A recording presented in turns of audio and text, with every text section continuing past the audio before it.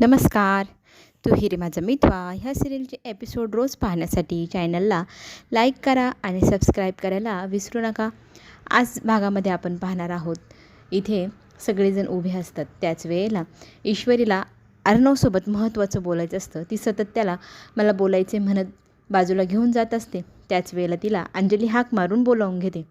अंजलीताईजवळ जाऊन मग ती उभी राहते. त्यावेळेला अंजलीताई तिचे आभार मानू लागते. सगळ्यांसमोर सांगू लागते, आज पार्टी ठेवण्याचं कारण म्हणजे ईश्वरीने माझा जीव वाचवला, माझ्या बाळाचा जीव वाचवला.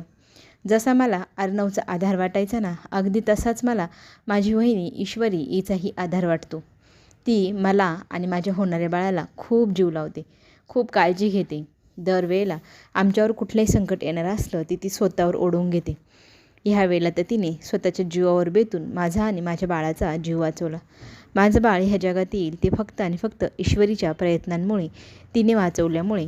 आणि त्याचं जीवदान देण्याचं काम जसं मी करणार आहे तसं आता ईश्वरीनेही केलेलं आहे. आम्ही दोघेही त्या बाळाच्या आई असू असं कौतुकाने सांगत असते. आणि ईश्वरी म्हणत असते, ताई एवढं काही नाही हो, तुम्ही फारच कौतुक करत आहात. पण ती म्हणते, नाही कौतुक नाही, जे मनात आहे ते बोलून दाखवते. असं म्हणत आता ती तिला म्हणू लागते, तुझ्या मनात जी इच्छा असेल ना, आज ती तू माग, ती पूर्ण आम्ही सगळेजण करू. तर इथे ईश्वरी संकोच करत असते. आजी म्हणू लागते, मी तुला शब्द देते, तू जी गोष्ट मागशील ना ती तुला मिळेल, फक्त तू शब्द टाकून तर बघ. येथे ईश्वरी माईक हातात घेते आणि ती बोलणार. मला ना एवढं शब्द बोलल्यानंतर लगेचच वल्लवी तिला थांब असं म्हणते. तिच्या हातातनं माईक खेचून घेते आणि मग सांगू लागते, त्याच्या अगोदर ना मला एक गोष्ट सगळ्यांना सांगायची आहे.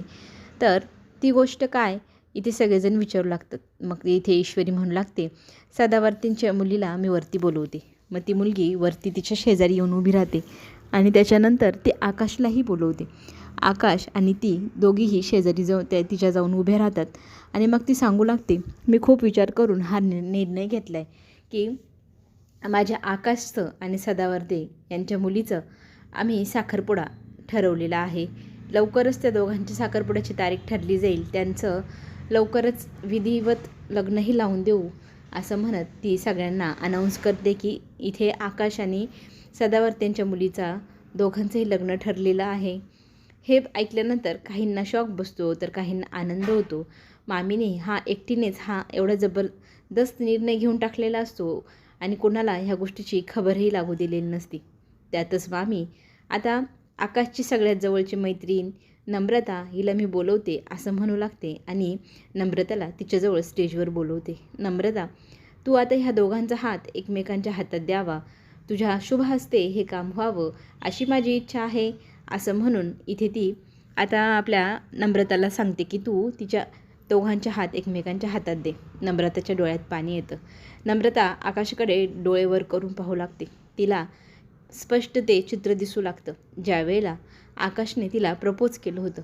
विल यू मॅरी मी असं म्हणत तिच्या बोटात अंगठी सरकवली होती आणि त्याच थरथरणाऱ्या हाताने ती तो हात पकडते आणि मग तो हात त्या मुलीच्या हातात देण्याकरता सरळ करते. त्याच्या हातातली मूठ उघडते आणि त्या मुलीचा हात दुसऱ्या हाताने घेते. दोन्ही हात एकात एक घालते आणि सगळेजण मग टाळ्या वाजवू लागतात. अभिनंदन त्यांना असं सगळेजण बोलू लागतात. सगळं काही तिच्या डोळ्यांत देखत होत असतं. नम्रता मात्र डोळ्यातले अश्रू झाकते, चेहऱ्यावर एक स्माईल आणते आणि अलगदपणे त्याच्या आयुष्यातनं निघून जावं तशी मागच्या पावलांनी सरकत पुढे तिच्या आयुष्यात निघून जाते. इथे मात्र आकाशची चलबिचल झालेली असते. सगळ्यांनी आता त्यांना दोघांना घेरलेलं असतं. त्यातले त्यात सगळेजण अभिनंदन आणि तू खरंच खुश आहे ना असं म्हणत सगळेजण त्याला आनंदाने शुभेच्छा देत असतात. मात्र त्याची नजर फक्त नम्रतावर असते. हे सगळं चित्र राकेश त्याच्या डोळ्यांनी टिपत असतो. त्याच्या लक्षात येतं, नम्रता ह्या मुलावर प्रेम करते बहुतेक आणि ह्या दोघांचं आता पुन्हा एकदा मिलन कधीही होणार नाही असं स्पष्ट दिसतंय. ईश्वरीची झालेली चलबिचल, ईश्वरी तिच्या मागे मागे निघालेली असते त्या पार्टीतनं. नम्रता निघते त्याच्या मागे आणि आपली ईश्वरीही निघते. वल्लवी मात्र खुश असते. ती नको असणारी बळजबरीची सुनबाई आपल्या गळ्यात पडणार नाही. इथे नम्रताच्या डोळ्यात पाणी येत असतं. काय होऊन बसलं, कशासाठी आले होते आणि काय झालं असं म्हणत डोळे पुसू लागते. त्याच वेळेला तिच्या मागणं ईश्वरी येते. ताई ऐक ना, मी काय सांगते. इथे मात्र आता नम्रता खूप संतापलेली असते. तूच हे सगळं होऊ नये म्हणून प्रयत्न करत असशील, मला माहिती. मी तुला माझ्या मनातली गोष्ट सांगितली आणि तू काय केलं? मामींना जाऊन सांगितलं बहुतेक. मामींनी लगेच एका रात्रीतनं मुलगीही आणली आणि त्या मुलीचं साखरपुडाही ठरलं आहे आपल्या आकाशसोबत. तुलाच मी ह्या घरात यावं असं वाटत नसणार जाव म्हणून. असा एवढा मोठा आरोप आता नम्रताने ईश्वरीवर लावलेला आहे. घरातले सगळेजण एका बाजूला पार्टीत उभे राहतात. इथे वल्लवीला सगळेजण विचारू लागतात, असला निर्णय तू इतका तडकाफडकी का घेतला? त्यावेळेला ती सांगू लागते, मुलगी खूप सुंदर आहे. मला ना पाहिल्या क्षणालाच वाटलं की आपल्या आकाशला अशीच मुलगी मिळावी. तोच विचार करून मी त्यांना इथे पार्टीत बोलवलं. मला ना राहवलंच नाही, म्हणून मी पार्टीत कुणालाही काही न सांगता अनाऊन्स केलं. पण अर्णव, तुला ही मुलगी आवडली ना आकाशसाठी? कारण सुनेचा निर्णय जर चुकला ना तर आयुष्यभर तो आपल्यालाच भोगावं लागेल, हो की नाही? असं म्हणत अर्णवलाही ती 2 मिनिटासाठी विचारात पाडते. खरंच त्याच्याकडनंही चूक झाली आहे का ईश्वरीला निवडण्याची, असं त्याला वाटू लागते. इथे त्या मुलीचं कौतुक वल्लवी करताना थकत नसते. इतकी सुंदर मुलगी, हवं तसं घर, सगळं काही हवं तसं, असं म्हणत कौतुकाने त्या मुलीच्या ओव्या गाऊ लागते. आणि सगळ्यांना मग ती विचारू लागते, तुम्हाला माझा निर्णय आवडला ना? सगळेजण भरभरून कौतुक करू लागतात. हो, सगळ्यांना तो निर्णय आवडला आहे, मुलगीही आवडली आहे. आता काय, पुढच्या बोलण्याची वाटचालीकडे आपण प्रयत्न करू. इकडे मात्र नम्रतावरती आकाश कोसळलेला आहे. बिचारी प्रेमभंग झाल्याने, तिचं स्वप्न कधीही पूर्ण न होणार असं वाटल्याने ती खचून गेली आणि खचलेल्या अवस्थेत ती ईश्वरीवरती आरोप लावू लागते की तुला मी जावं म्हणून तुझ्या घरात नको होती, त्याच्यामुळेच तू घरात एवढं सगळं होत असतानाही तू मला काहीच माहिती सांगितलेली नाही. वरतून तू सगळं माझ्यापासून लपवलं आहे. तर ईश्वरी म्हणते, वल्लवीने हे असं काही करावं मला माहितीही नाही आणि माझ्या कानी उतारी पडलेली नाही. खरंच मला ह्या गोष्टीची कल्पनाही नव्हती. इथे मात्र राकेश मामीला बाजूला घेऊन विचारू लागतो, काय भारी तुम्ही गुगली टाकली आहे. खरंच मानलं तुम्हाला, काय भारी प्लॅन आहे. तर वल्लवी म्हणते, प्लॅन कसला? कशाविषयी बोलताय तुम्ही? जणू काही तिला काही माहीतच नाही. राकेश मग सांगू लागतो, नम्रता तुम्हाला सून म्हणून नको होती, म्हणूनच तर तुम्ही ह्या मुलीला आणले ना? तर इथे वल्लवी गालातली गालात हसू लागते आणि म्हणते, तुम्ही फारच हुशार आहात जावई बापू. तर त्याच्या खालचं कारण काय हे विचारल्यानंतर ती उत्तरच देत नाही आणि तिथून निघून जाते. मात्र आता राकेशच्या मनात पाल चुकत आहे. ईश्वरी आणि तिच्या घरच्यांचा वल्लवी इतका राग का करते? त्यांच्यासमोरही ती जात नाही. नक्कीच त्याच्या मागे काहीतरी कारण नसेल. ते कारण शोधायलाच हवं. आपल्यालाही जॅकपॉट लागू शकतो असं आता राकेशला वाटू लागले. आकाश त्या ठिकाणी जातो जिथे नम्रता आणि ईश्वरी गप्पा मारत असतात. तिथेच तो गेल्यानंतर सॉरी म्हणू लागतो. तर ती म्हणते, मी तुमच्यावर रागवलीच नाही. माझा राग फक्त ह्या ईश्वरीवरती आहे.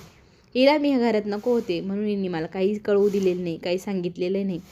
आणि झालं ना तुमच्या सगळ्यांच्या मनासारखं, झालो आम्ही दोघंजणं वेगळं. माझ्या आयुष्यात लग्न आणि प्रेम हे कधी सुख नव्हतंच बहुतेक आणि नसणार. उगाचच मी स्वप्न पाहत होते असं म्हणत रडू लागते आणि निघून जात असते.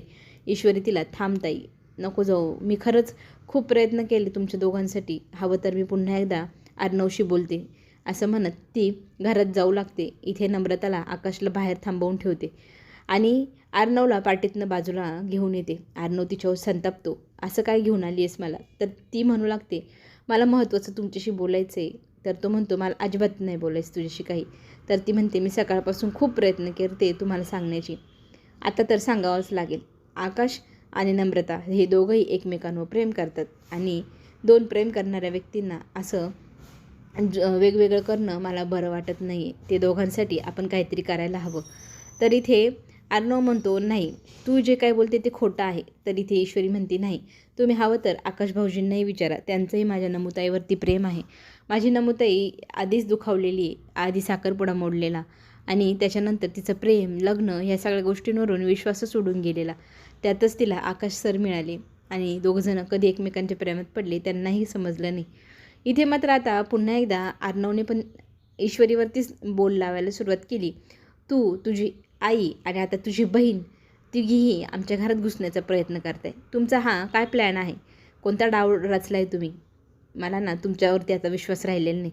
आधीच तू कमी होती, तुझ्या आईमुळं माझी आई मेलेली आहे हे कमी होतं, तर आता तुझी तिसरी बहीण ती पण आमच्या घरात घुसवायची आहे. पण इथे ईश्वरी म्हणते की तुम्ही हवं तर आकाशला विचारा, तोही खूप प्रेम करतो. पण इकडे आता वल्लवीने नवीनच प्लॅन आखून ठेवला आहे. तिने आधीच आकाशला बाजूला घेतले. आईची या प्रेमात तो इतका आंधळा झाला आहे की आता आईने सांगितल्याप्रमाणे तो त्या मुलीशी लग्न करायला तयार होणार. ज्यावेळेला आकाशला अर्णव विचारतो त्यावेळेला तोही सांगतो की मी नम्रतावर प्रेम करत नाही, मी ह्या मुलीशी लग्न करायला तयार आहे. हे कळल्यानंतर पुन्हा एकदा आपल्या ईश्वरीवरती अर्णव संतापतो आणि खोटं बोलून माझ्या घरात तुझी बहीण घुसवण्याचा प्रयत्न करते असं म्हणून तोही तिच्यावर रागावून निघून जातो. त्या सगळ्या भांडणाचा इथे राकेश फायदा घेतो आणि म्हणतो, मी तुझ्यासाठी कायम अवेलेबल असेल, तू कधीही माझ्या मिठीत येऊ शकते. असं म्हटल्यानंतर ती त्याला म्हणते दूर राहायचं ह्या सगळ्या प्रकरणापासून. चला तर मग पुढे जे काय होईल ते पाहण्यासाठी आपण पुन्हा भेटू. चॅनलला लाईक करा, सबस्क्राईब करा. धन्यवाद.